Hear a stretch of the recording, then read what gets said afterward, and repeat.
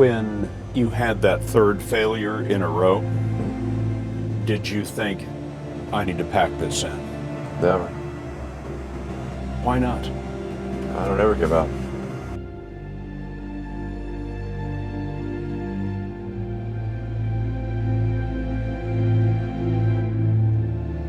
You know, there are American heroes who don't like this idea. Neil Armstrong, Gene Cernan have both testified against commercial spaceflight in the way that you're developing it, and I wonder what you think of that. I was very sad to see that because those guys are, those guys are heroes of mine, so it's really tough. I wish they would come and visit and see the hardware that we're doing here. And I think that would change their mind.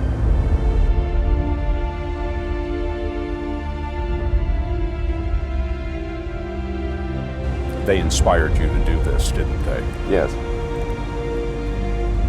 And to see them casting stones in your direction. It's difficult. Did you expect them to cheer you on?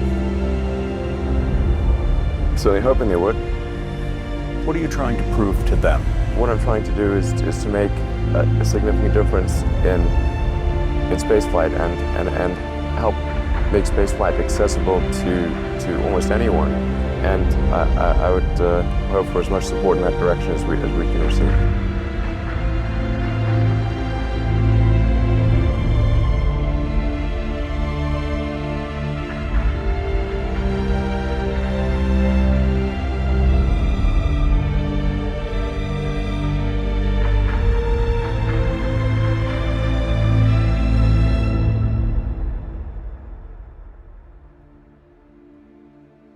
Depending upon how well you want to do, and particularly if you're starting a company, you need to work super hard. So what does super hard mean? Well, when my brother and I were starting our first company, instead of getting an apartment, we just rented a small office and we slept on the couch. And we showered at the YMCA, and we're so hard up we had just one computer. So the website was up during the day, and I was coding at night. 7 days a week, all the time. And I sort of briefly had a girlfriend in that period, and in order to be with me, she had to sleep in the office. So work hard, like, every waking hour. That's the thing I would say, particularly if you're starting a company. And if you do simple math, you say like, okay, if somebody else is working 50 hours and you're working 100, you'll get twice as much done in the course of a year as the other company.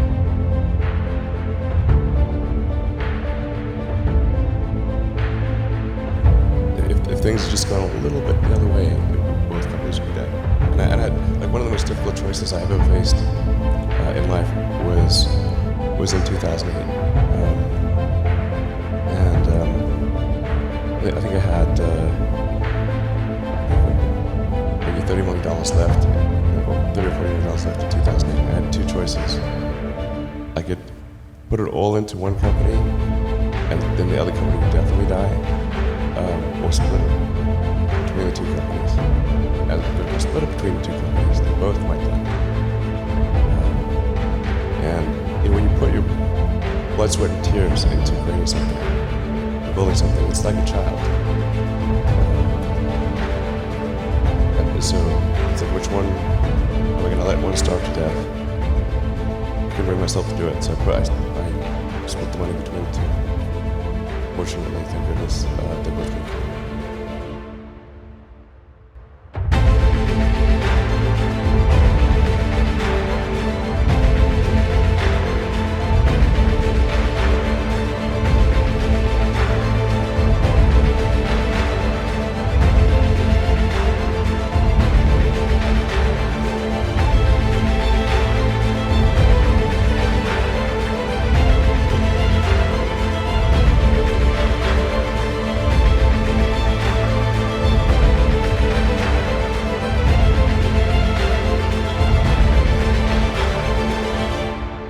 What was your biggest failure, and how did it change you?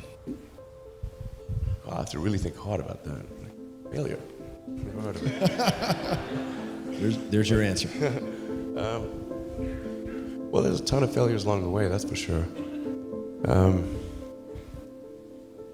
Like I said, as I said, for SpaceX, the first 3 launches failed, and we actually were just barely able to scrape together enough parts and money to do the 4th launch. If that 4th launch had failed, we would have been dead. So multiple failures along the way. I tried very hard to get the right expertise in for SpaceX. I tried hard to find a great chief engineer for the rocket, but the good chief engineers wouldn't join, and the bad ones, well, there was no point in hiring them. So I ended up being chief engineer of the rocket. So if I could have found somebody better, then we would have maybe had less than 3 failures.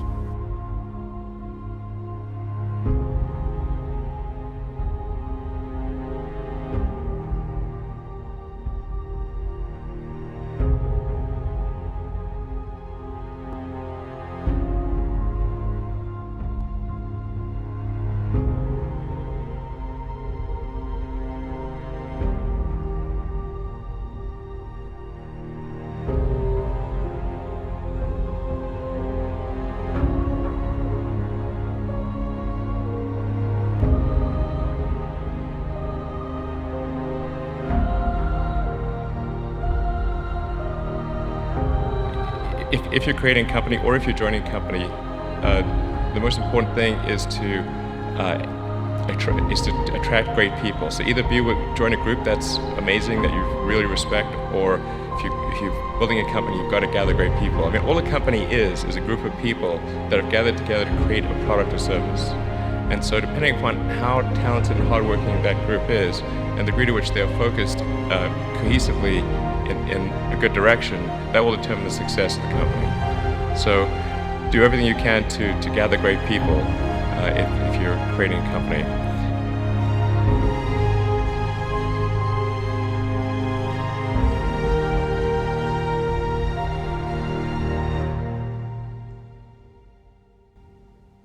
I'd say focus on signal over noise. A lot of companies get confused. They spend money on things that don't actually make the product better. So, for example, at Tesla, we've never spent any money on advertising. We put all of the money into R&D and manufacturing and design to try to make the car as good as possible. I think that's the way to go. So, for any given company, just keep thinking about, are these efforts that people are expending, are they resulting in a better product or service? And if they're not, stop those efforts.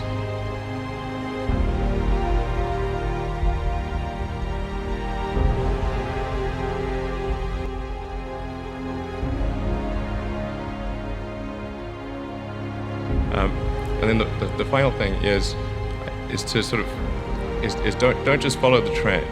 So you may have heard me say that it's good to think in terms of the physics approach or first principles, which is, rather than reasoning by analogy, you boil things down to the most fundamental truths you can imagine, and you reason up from there. And this is a good way to figure out if something really makes sense, or if it's just what everybody else is doing. It's hard to think that way. You can't think that way about everything. It takes a lot of effort. But if you're trying to do something new, it's the best way to think. And that framework was developed by physicists to figure out counterintuitive things like quantum mechanics. So it's really a powerful method.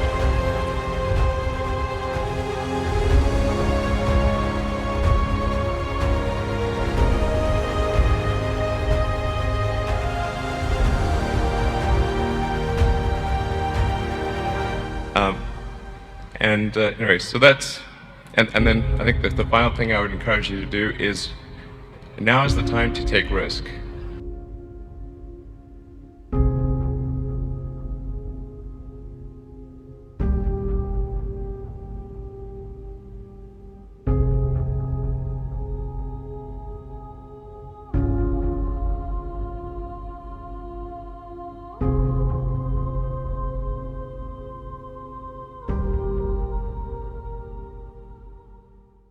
when I was young, I didn't really know what I was going to do when I got older. People kept asking me, but then eventually I thought that the idea of inventing things would be really cool. And the reason I thought that was because I read a quote from Arthur C. Clarke, which said that a sufficiently advanced technology is indistinguishable from magic, and that's really true. If you go back, say 300 years, the things that we take for granted today would be you'd be burned at the stake for. Being able to fly, that's crazy. Being able to see over long distances, being able to communicate, having effectively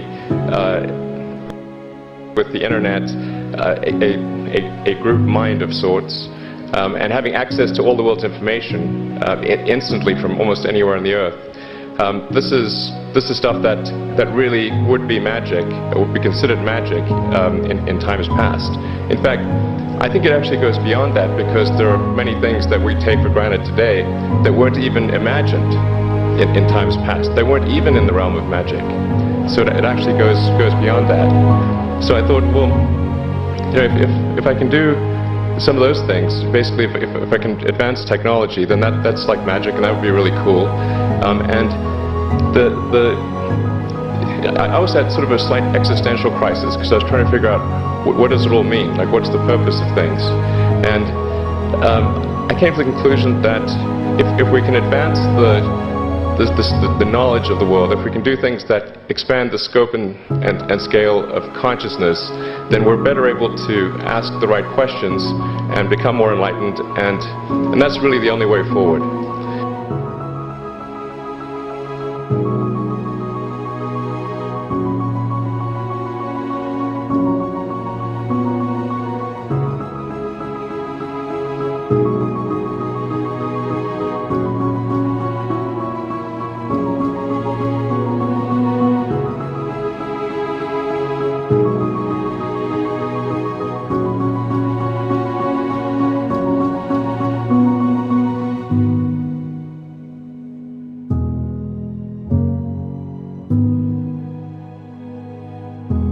So I would encourage you to take risks now, do something bold.